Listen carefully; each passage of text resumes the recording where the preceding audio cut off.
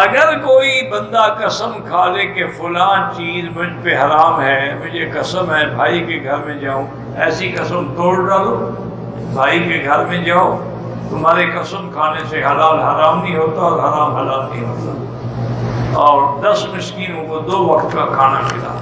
اب یہ تھی نا کہ تم قسم کھاؤ کہ بکری حرام ہے اور قسم کھاؤ کہ خنزیر حلال ہے تو حلال ہو جائے گا؟ نہیں، یہ سارا مقصد ہے کہ دماغ میں پرزے ڈھیلے ہو گئے ہیں، یا ویسے مولوی بکی کو تنگ کرنے کے لیے بیٹھے ہوتے ہیں آپ، یا تو پرزے کو ڈھیلے ہو گئے ہیں، سوچ نہیں آتی۔ بھائی کے گھر میں جانا صلہ رحمی کا اللہ نے حکم دیا ہے، تمہاری قسم کے کیا مطلب ہے؟ اگر تم نے کھائی ہے تو غلط ہے، فوراً قسم توڑو، بھائی کے ساتھ صلہ رحمی کرو، اور 10 مسکین ہو، اطعام 10 مسکینوں کا کھانا کھلانا۔